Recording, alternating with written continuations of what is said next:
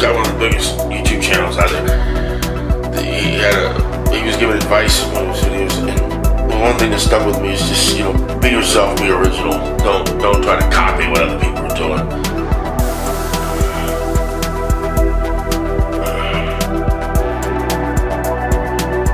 Cook, baby, cook.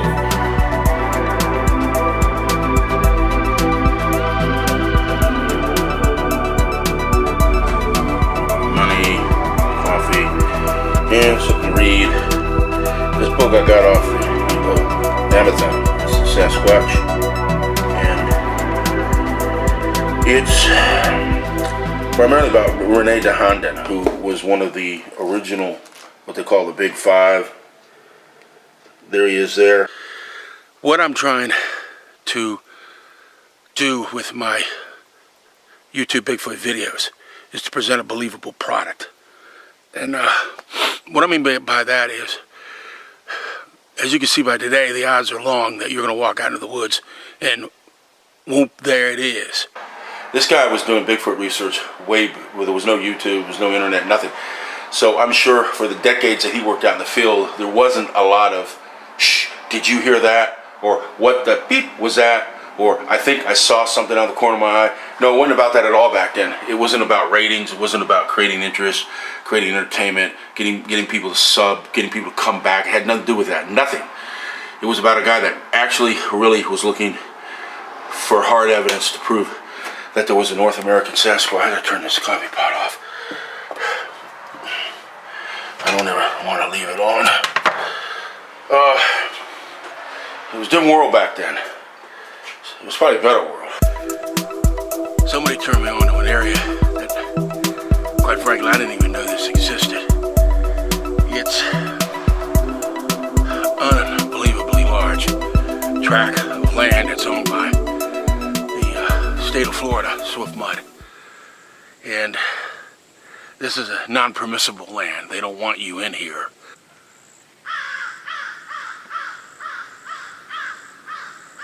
I found a way where the security gate was at and got over it. I should have gotten that one on video. To be 20, 30 years ago, Green Swamp, there were large herds of deer. You see any deer anymore in there? Huh, guys? I watch the videos. I don't see any. We know what's going on out there. We know where this creature is at.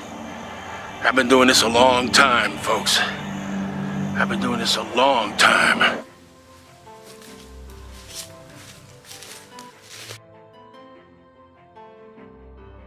Alright, folks, this area is supposed to be closed for hunting. You can see I've got the cannon with me today. So we're going to get them in both directions here.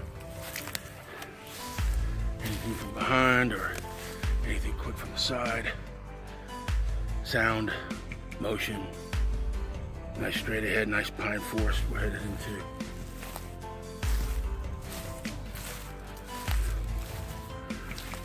I really thought that this was mostly going to be swamp in here, but I discovered this pretty cool pine forest deal. And I like it. Probably today because of the serenity. We could all use some serenity, right?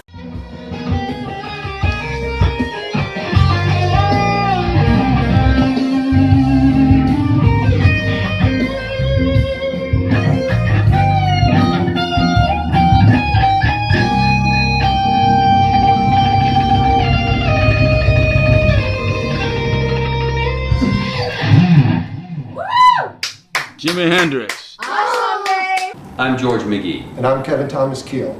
And welcome to the premiere of Enigmatic Anomalies. While we're waiting for Tim Fasano to arrive and to discuss his Bigfoot research, We thought we'd give you a little background information to ears and who we are and what we're going to be doing here.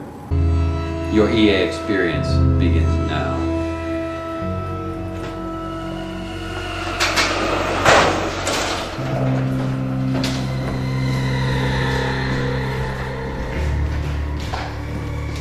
There is a famous film called the Patterson film, which is considered the holy grail of the Bigfoot world. It was shot in 1967. I mentioned it in the opening. 1967 by Roger Patterson and Bob Gimlin.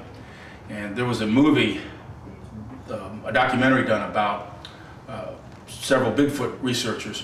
But during this documentary, they showed that film to a man named Stan Winston. And Stan Winston is Spielberg's chief Special effects guy. Yeah. So they asked him, could you take a look at the Patterson film? He had never heard of it. And I think this was pretty interesting. He sat down at a TV monitor and they played the film.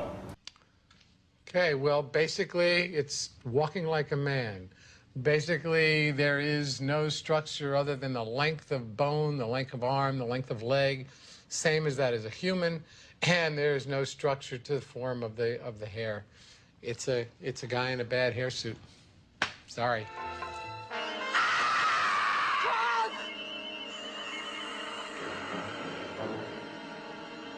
For a few $100s, they could have done this. For under $1,000 in that day, they probably could have had this suit made. If one of my colleagues created this for a movie, he'd be out of business.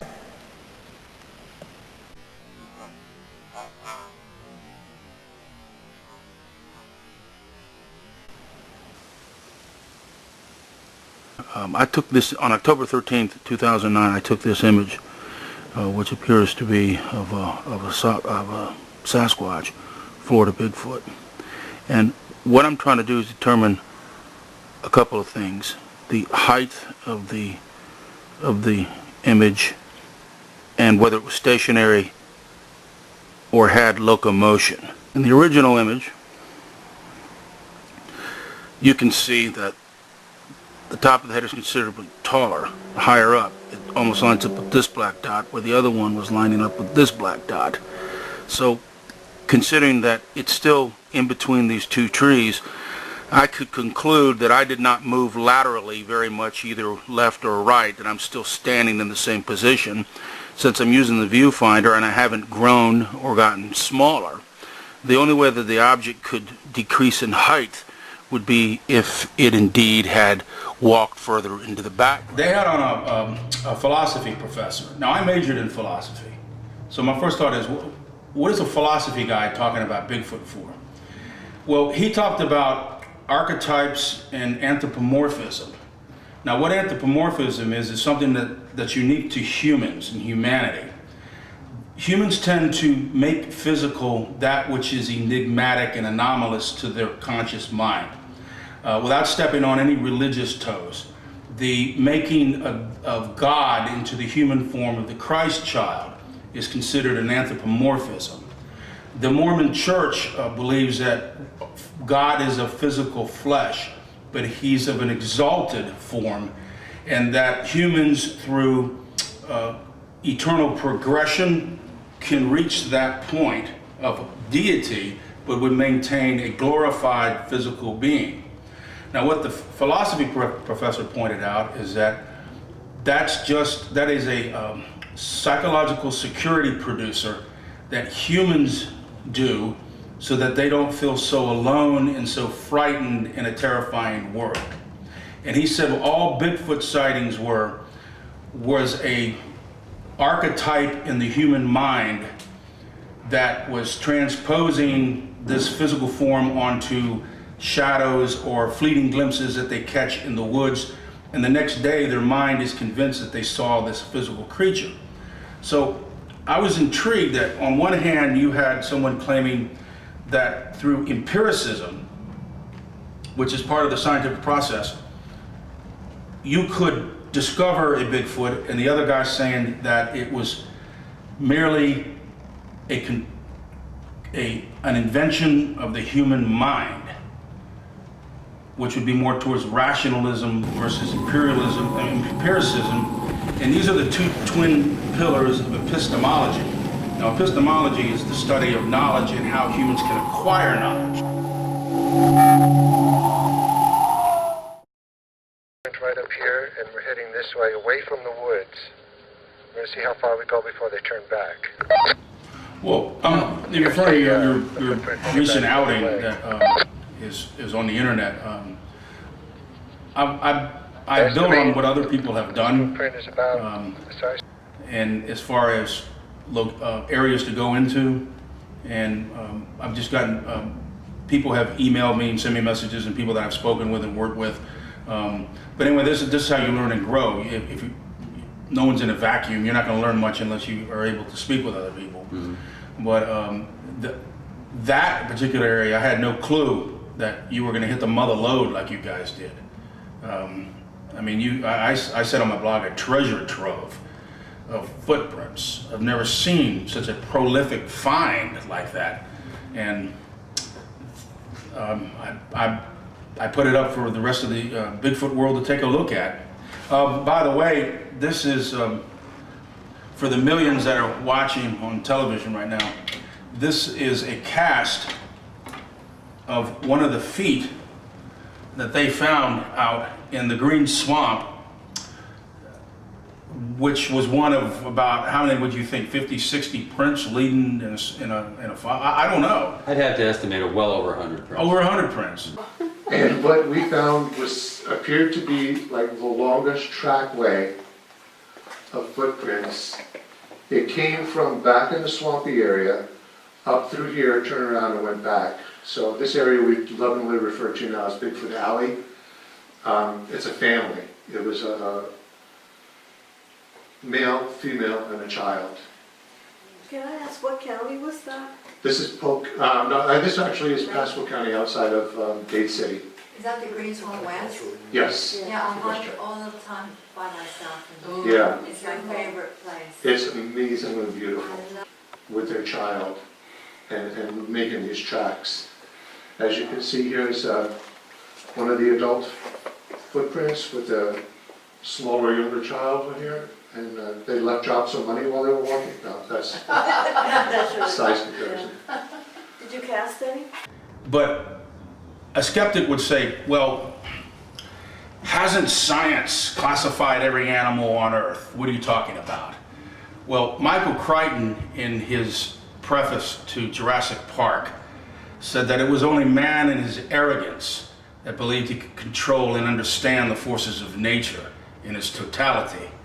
That there are contingency factors that we're completely unaware of. Hence he had the metaphor of the dinosaur experiment that went crazy because man was ignorant to what the potential of that could be.